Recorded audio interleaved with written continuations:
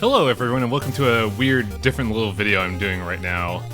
This is a game that's going to be released in June 7th. It's called Monolith. It's made by developers known as D13, and they were gracious enough to provide me with a preview copy of their game. Now, I've played a lot of this game and I feel like I could come to, you know, a fairly accurate statement to the quality of this game, and I like it a lot, but I figure it'd be better to show you actually what's going on with this game rather than, you know, just do a little video. I've done a couple streams on this, but this will be an official video, that way people could go back and see what this game is about. First off, let's take a look at the graphics options. Video's got a couple of good things. It's full screen and windowed mostly. You have resolution options, cursor options, shake cam if you don't like playing with a Vlambeer game. Photosensitivity turns down most flashing effects, so you can turn that on or off. UI flickering is basically a visual effect.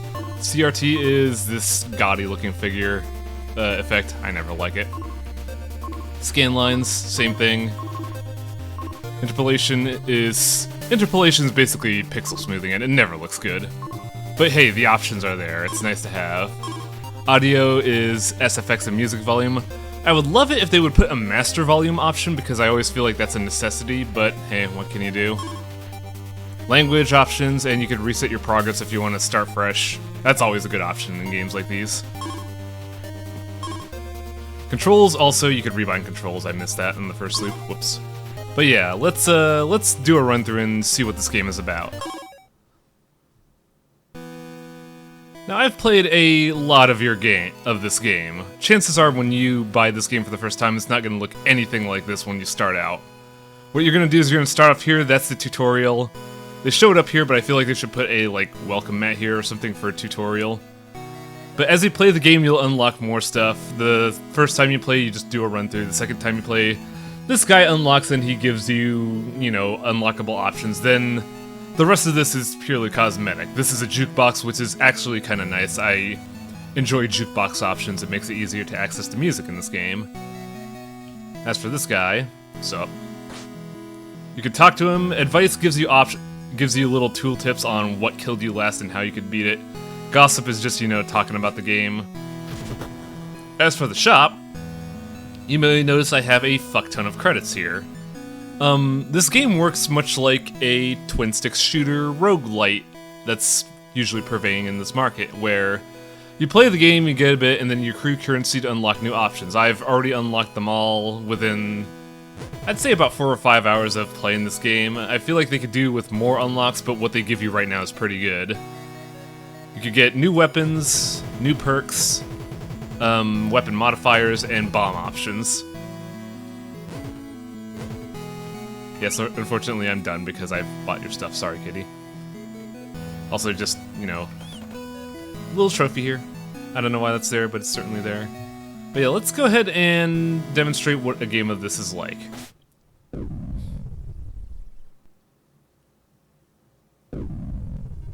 Now, you may have noticed a couple things, like namely, first off, I have a dash. Yeah, the dash in this game is mainly for mobility. It does get you away from spots quickly, but note that it does not have iframes. If you get hit while dashing, you're going to get hit. Second off, you may have noticed this game looks beautiful. I love the art style in this game. The art style looks wonderful. It reminds me of old games such as like Shatterhand or I really want to say Metal Slug, but nothing will ever top the sprite quality of Metal Slug. I think my only grievance with this game is that, purely for a gameplay standpoint, the game feels like, for the most part, it's supposed to be like a 2D side-scroller thing, however the main character is a top-down shooter design. They had to do this because, like most shmups, you have a defined hitbox, which is the black spot in the center of your ship, and it would be kind of hard to do if you did a side-scrolling shooter as well. Your main gun is this Vulcan thing. Now, unlike most games out in the market that are like twin-stick roguelike shooters, the main weapon is actually viable. You could do a lot with this gun and you never feel like you're shit out of luck when all you have is this gun. There are better guns, but hey, we'll stick with this for now. Anyways, let's go do a couple rooms. Enemies in this game have a unique flair to them that I certainly like. There's 3 tiers of enemies.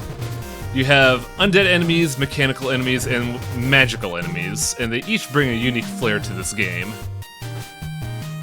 Now, in every floor there is a mini-boss and then a regular boss. You have to beat the mini-bosses in order to get to the main boss. I personally feel like this is the hardest one just because he has that dash. That dash always throws me off. But every single time you beat a boss, typically they recompensate you for your health. This time, though, I got a max ammo buff. Also, if you noticed up here, there's a sparkling block. You could break it for some quick cash. One floated away here, though, so I couldn't get it. Rooms typically flow in a simple manner. Like, if you've ever played a twin-stick shooter, you'll be very familiar with this game. I will say, though, that they definitely took the shmup aspect design to its total capacity. We're not seeing it now because, you know, this is the first floor, but with the sub-boss earlier, you can see that there were really good bullet patterns. And, I feel like they did possibly the best, not the best, but like a really good pattern for what this game offers. Now, much like every roguelite, there are shops. With this shop, we could buy a laser blast bomb, which I've never actually used before. I might have to buy that and try it out. A map reveal or ammo increase. We'll go with the bomb just so I can show that off. One thing I failed to mention initially, alongside your basic shot, every floor you start with 2 free bombs. This will be important if we ever find something that I could bring it up with, but I'll discuss that later. Laser bomb. Oh, darn it. Yeah, I got hit there because I wasn't paying attention. Oh wow, laser bomb is pretty dope. I gotta see if I could get more of those. Yeah, right here we have a secret vault. I'll discuss those if we ever find the means to unlock that. Now, if you've noticed, I take damage. Damage in this game is relatively easy to restore, but there's also, if you've noticed on the top there, you'll notice that next to my health meter, there are 2 little brackets. You kind of want to stay at full health in this game, because the more you stay at full health, you could get overhealed. And if you fill up this overheal meter, you get more max HP, so they incentivize you for playing good. On the note of more playing good style, if you notice here, there's a 1.2 multiplier. The more enemies you kill and the more rooms you clear, you get a multiplier, and that multiplier affects how much money you get. Now, if you take a look at the minimap here, this is the boss room, and if we go there, we can progress. We've already beaten the mid-boss, so we can fight him, but I want to demonstrate something. The map system in this game features a quick, nice, and simple fast travel, something I've never seen other games do for the most part. Off the top of my head, I know Enter the Gungeon has a similar fast travel system, but it's not as, you know, nice as this. In this game, you can travel to any room you've already been to, which is pretty good. I wish more games would have this philosophy, because if there's one thing roguelites don't need, it's backtracking. Also, man, I'm not paying attention here. Now, in this game, I consider there to be 2 separate trees of upgrades. This is one of them. These are upgrades for the ship. We get to choose one of 3 among a pool of, I want to say, 15? Right now, this one gives me an extra bomb, gives me rooms on the floor along with showing me enemy HP, and increases my hit point maximum by 1/3 of what I have right now. Now, plating is kind of a weirdly deceptive one. When they say increase maximum hit points by 1/3, they don't mean your max HP, they mean your current HP. So if I had to hazard a guess, based on rounding up, if I choose this, they're going to give me 3 max health, but they're also not going to heal me for that. Now, this, you may think, wow, that kind of sucks. I really don't think so, because there's a lot. You can get a lot of health in this game if you know where to look, but also there's ways to trade off max health. So this is actually a deceptively good perk. And we'll go with it for now. Oh hey, 3. I was right.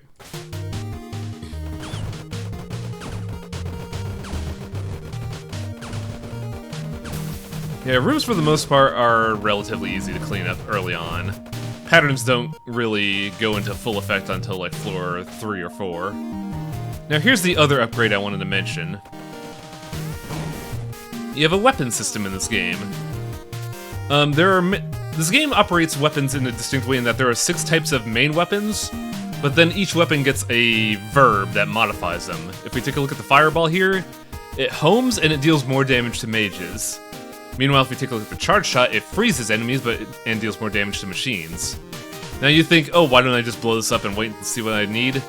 You can't really do that. If you blow up the thing and then leave the weapons as is, once you leave the room, they break. And you're only going to get to choose one, so I'm going to go with the homing fireball. Among the weapons available, I like big, meaty, punchy weapons. The fireball counts as one, the laser's another one I like, and then there's sword, which you have to unlock, but laser's also really good. Now let's show off the boss.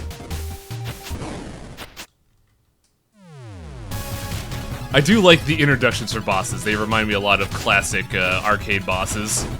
Chamber Lord is relatively easy. All he does is shoot bullets and summon minions. He mainly wants to overwhelm you with numbers more than anything.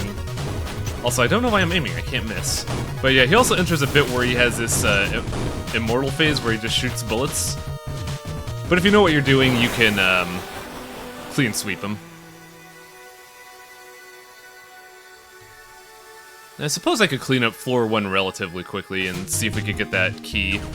I kind of want to show off the secret key thing.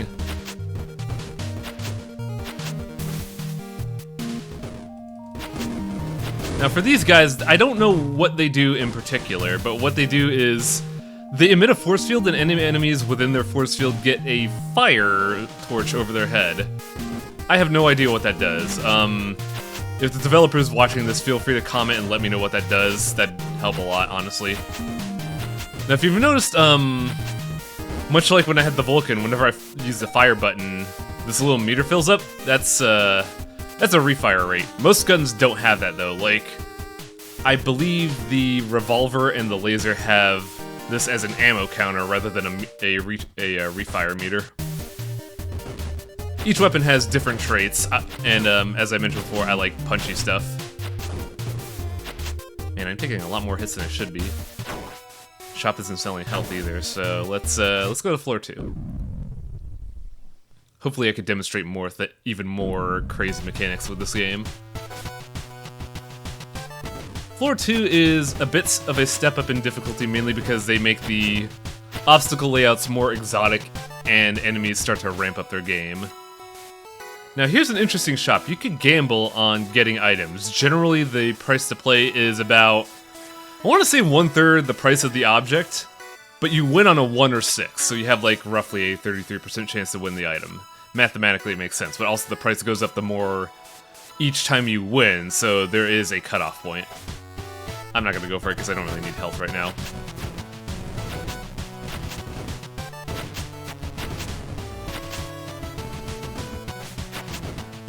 Those skull things there are called Reapers. They have a distinct pattern of being invincible until they teleport, and then they'll shoot at you, and then when they're shooting at you, you can deal damage.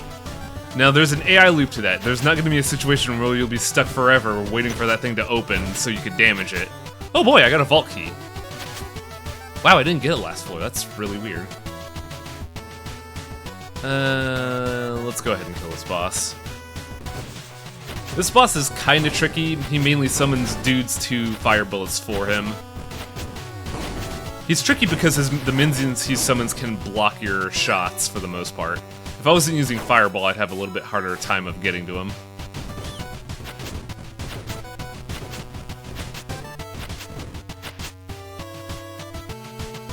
Oh good, I get to demonstrate this. Now, you may be thinking, well, if you get the weapons early, why don't you keep weapons that you like? Especially when we get something like this, which is just our base weapon with more verbs. The game actually incentivizes you into changing your weapons while you still have them. I never quite know how much you need in order to quote-unquote recycle your weapon. Good, I got it. But if you're ever salvage your old gun, you are healed. And you're given a little extra money, which is modified by your multiplier. So you are incentivized to get new weapons while you're holding old ones. And this is good because the heal you get contributes to overhealing as well. So if you play really good, you could rack up max HP super quick. What Vulcan did I get? Looks like it has bounce off shot, homing, and some kind of anti-enemy property. I usually don't pay attention to the prefixes unless it's something like homing or split. I have like 3 guns I typically go for, and that's laser and fireball.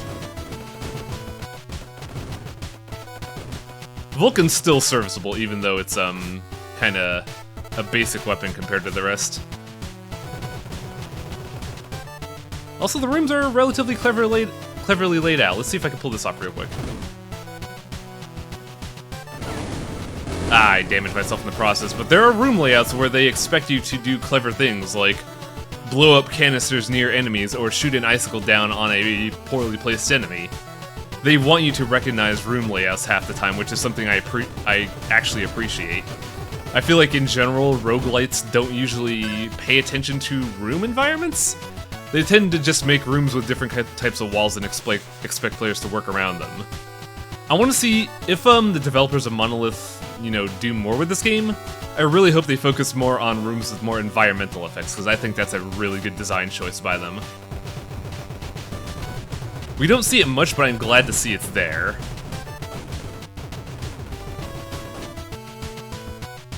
So I'm playing a little fast and loose here with some of my dodging. Even though I'm reviewing this game, which is a twin-stick shooter but plays a lot like shmups, I am woefully bad at shmups. Alright, let's see what's on the upgrade menu. Now, an interesting thing about the upgrade pool, I never really feel like that there is a quote-unquote polluted pool to choose from. Now, I know probably we're roughly 17 minutes into this video. I know some of you are thinking, wow, this game reminds me a lot about Binding of Isaac. And you're right to agree, this game has a lot of similarities to Binding of Isaac, but the big issue I have always had with Binding of Isaac is that there's always been a polluted spawn pool. There's always things that you say, well shit, I really don't want that, or that's a garbage perk, why did I waste this key? And I've never really felt like that with Monolith. Like, extra bomb is pretty good because then you start every floor with 3 bombs, that's super rad. Prolonging iframes, really good. I wouldn't say promotes bad behavior, but it makes it easier for you to recover from a hit. Electricity merely slows you down. There are damage fields of electricity, and that'd be nice. Not my first pick, though. I'll go with this because, with how I'm playing on this video, I don't really feel confident.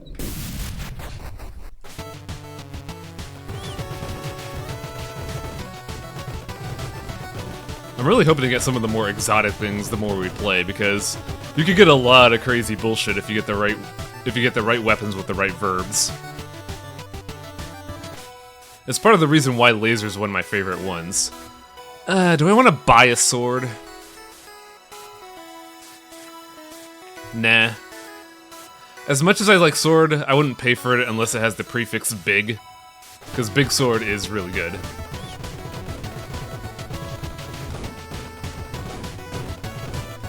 Now, I double tapped my bombs because I panicked and was trying to get these guys away, but bombs are more than just, deleting bullets. You could use bombs to get enemies away from you, and it's super good. You want to use bombs a lot in this game. They expect you to use bombs. But now let's see the secret vault.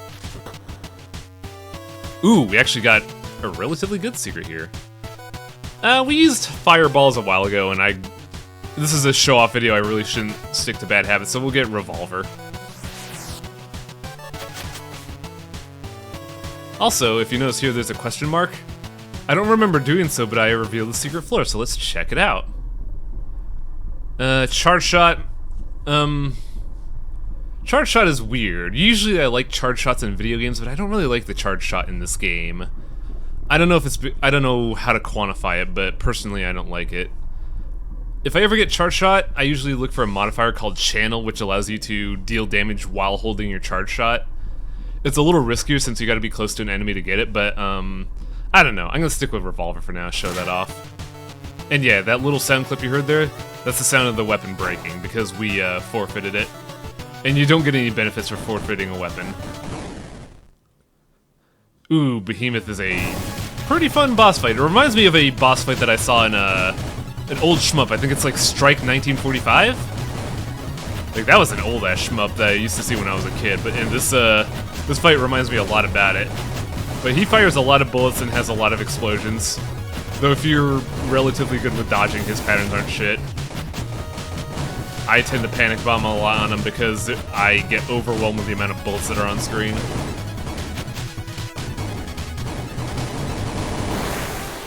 Now, one thing I kind of wish that this game did is that notice how we didn't take a single hit in that fight?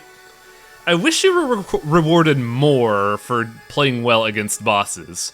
Like, whenever you fight a mid-boss, the game always compensates you with, like, a single health or an ammo up. And for regular bosses, you don't get that. I feel like if you ever do, like, a no-hit run, you should get a bonus for that, because, shit, that's pretty damn impressive, even if you bomb twice like I did.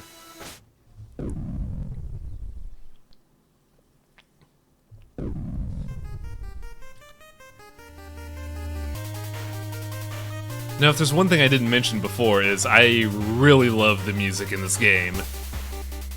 It's very simple, kind of 8-bit thing, but it really complements the atmosphere. Like, you notice that the first track was kind of upbeat and very jovial, but now that we're going deeper into this game's little monolith tower that we're traveling down, the music's getting a lot more intense, and so is the atmosphere. Things are looking a lot more ancient and corroded.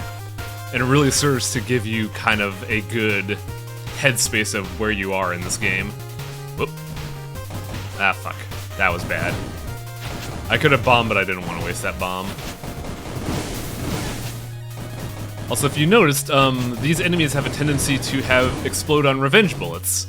Much like other shmups, this game has a lot of enemies with revenge bullets, and I've already sunk my multiplier into the ground, damn it.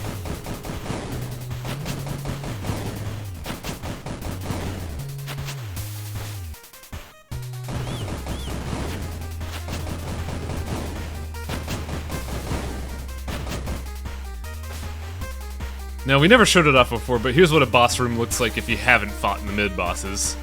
I like this aesthetic, I think this is really cool.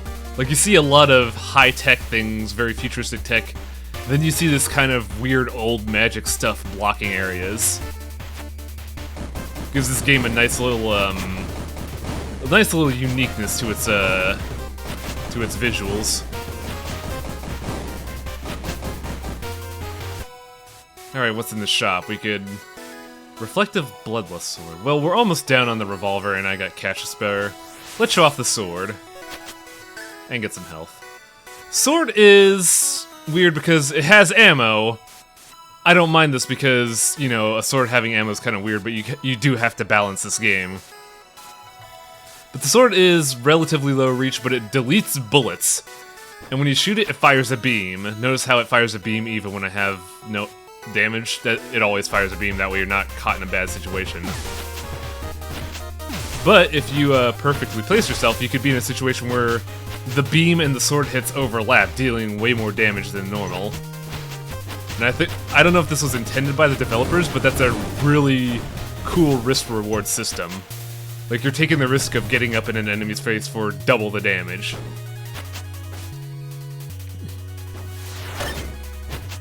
And yeah, that's me deleting the bullets. Sword deleting bullets is a great way to incentivize getting it. I'll hold off on that until I'm, say, 50 or 40 on my sword. Because I paid good money for this, man. Yeah, with enemies like this that shoot out bursts of bullets, the sword is especially useful because you can wait until they fire, and then swing your sword so you can deal damage and take none. As for enemies like this who charge you, unfortunately the sword doesn't really have knockback, so you can get punished for your greed. Now, I find this to be the hardest mid-boss, bar none, just because of how many bullets he tends to fire out, but sword does kind of trivialize him. Yeah, thanks, I needed that health. I actually really needed that health, because I don't feel comfortable at roughly half. As for the upgrade menu... Okay, enemies take longer to activate. So Blink is good, It's a weird trade-off. You get iframes when dashing, but your dash length is shortened, and I feel like that the cooldown timer on your dash is a little bit extended. You also have salvage, which is really good. As I mentioned before, when you have a fair bit of ammo left in your gun and you get a new weapon, you salvage your old one and you get health and money. With this, that's effectively doubled. You get 2 health and a lot of money by doing so. But I personally rarely do this. I like to run out my gun. Because I feel like I should have mentioned this before, you can't switch weapons in this game. You can't choose to go back to your Vulcan and then use your fancy gun when you need to. No, when you pick up a gun, you use it. Oh, this is actually a tough decision. I think I'm gonna go with stealth. Probably not the best decision since I'm using sword, but stealth lets me get away with cheeky shit like this. Also, here's this environmental effect I was talking about. There were icicles that spawned in this room, and since there were enemies at the bottom there, I could use those icicles to kill the enemies. That's good level design. I like that. I want to see more of that. Oh, I forgot to pick up a perk. I'm blind. Also, if you notice that my sword is glowing red right now, it's because I have Bloodlust active. It's a modifier for this thing that I rarely get the chance to activate, and I don't quite know what it does.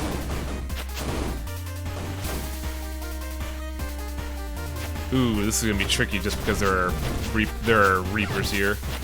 And this mid-boss is actually relatively tough just because it teleports and fires skulls and a lot of bullets. Now, this game is weird in that,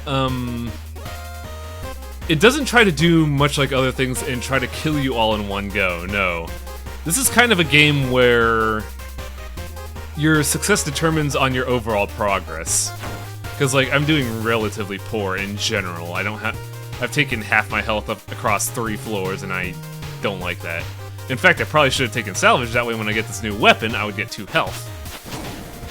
So we get charge and Vulcan. Alright, let's show off charge. We're gonna be showing off in the boss too, huh?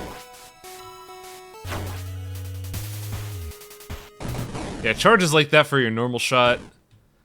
Oh boy, my favorite boss. This one's super weird. Devour is nuts, but here's charge with a channel. If you notice, there's a little lightning bolt coming from my ship. If you're near someone and you have charge shot with channel, you deal consistent damage rather than burst damage. And I really shouldn't have picked charge shot for this. I should have just stuck to my guns and stick with sword. Because Devour is usually super easy. It's just that, man, I don't like charge shot a lot. I'm not too fond of it. And I've already used all my bombs and we're not even past phase 1. By the way, Devour has 2 phases.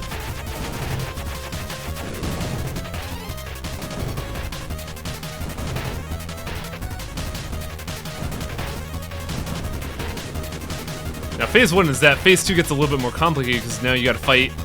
It's still beating heart, and the more you damage it, the more it undulates the hazards in the room.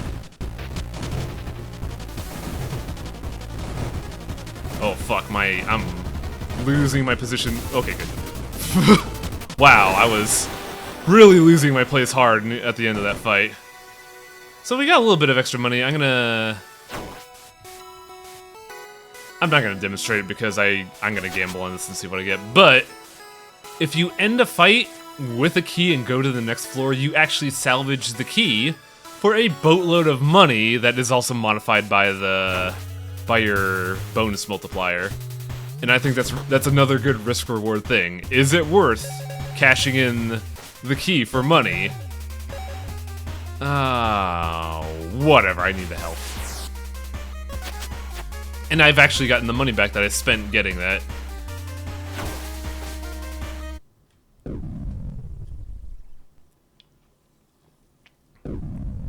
Also, I may have been mistaken, because if you notice I haven't gotten my bombs back. I apologize for that earlier comment. I think how bomb capacity works is that you have a max capacity for bombs that you regenerate by killing. Because notice how I have a fraction back after beating the boss. It's because I killed the boss and I got that fraction of a thing back. Man, I really don't like charge shot. I feel like charge shot could stand to be buffed. Don't make it a stream of bullets, make it a make it a big Mega Buster shot. I think that's probably why I don't like Charge Shot, because it's not a single bullet. It's a stream, and because of that, there's the capacity for wasted potential.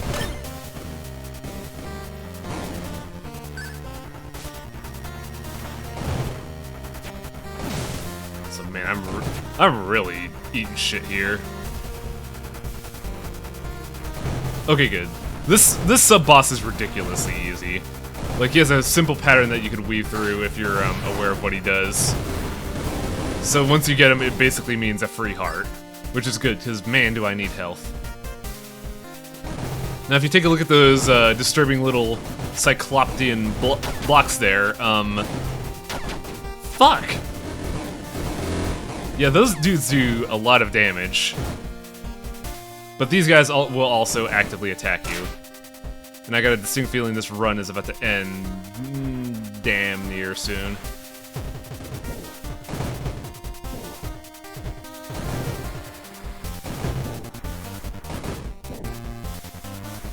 I might have a chance. We have a treasure room here, which means I'll have one more health. Maybe a better weapon? Fireball, split chain lightning, or yeah. Wow, that Charge Shot had something called Wider Spray, and I feel like that should not be on Charge Shot, because you miss a lot of bullets enough already with that thing.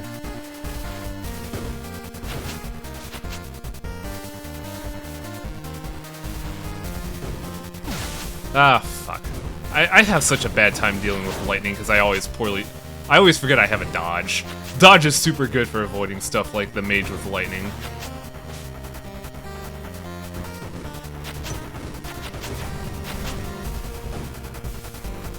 I wasn't feeling too confident there. I bombed purely to make sure I don't get hit. Huh, not bad. Secret room gave me max ammo, but I kinda need health.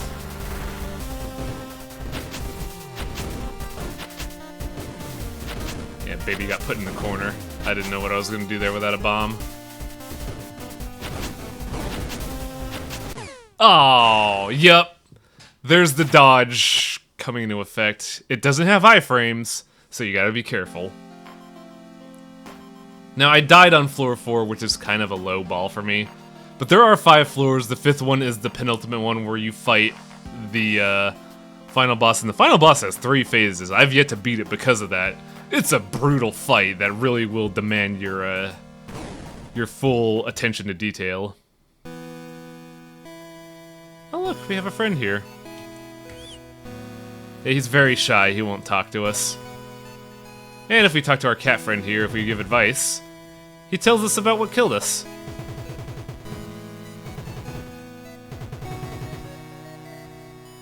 Yeah, it looks like I died to a martyr, which was those bomb things. Oh no! It was those charge dudes, yeah. I got my ass kicked by them. But yeah, that was your typical run of Monolith. I think this is a really neat game. There's not a lot of variety in it. There's only about 7 weapons and 15 ship power-ups as you progress through the game, but I feel like the gameplay itself is very tight, very well balanced, has a lot of good things going for it. I would say if the developers plan to, you know, put more effort into this game, maybe add a little bit more power-ups, some more weapon prefixes, and a lot more to unlock with this guy. Because, as I mentioned before, if you go shopping, I've unlocked a lot with this guy, and I have 300,000 scrap. Maybe if you unlock all the weapons, maybe have him sell stuff like, I don't know, run modifiers. Maybe let you start with a weapon, or start with more bombs, or start with more health. Give me something to use all my money for. I really want something like that. But yeah, I hope you enjoyed this, preview of Monolith. Gonna sit here on my desk. Thank you, D13, for providing me with a copy of this game. I really enjoyed it. It's a lot of fun. And if you, the viewer, are watching this video and think it's good, it should be going up for sale at about the time I release this video. So thank you for watching, and I hope you all enjoyed. Oh, by the way, one last thing I forgot to mention throughout the whole thing. The pause menu.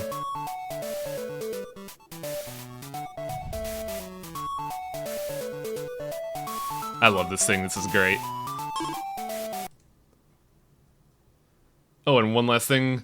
Due to how I record this game with OBS, it does weird little things. Namely, when you record with OBS and then close the game, it has a tendency to crash, which is not really bad, but I like their error menu, if it'll properly... Oh, it doesn't display. Unfortunate.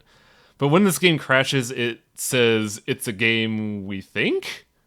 And I think that's cute. The developers have a good sense of humor. So yeah, thanks for watching, guys. Good night.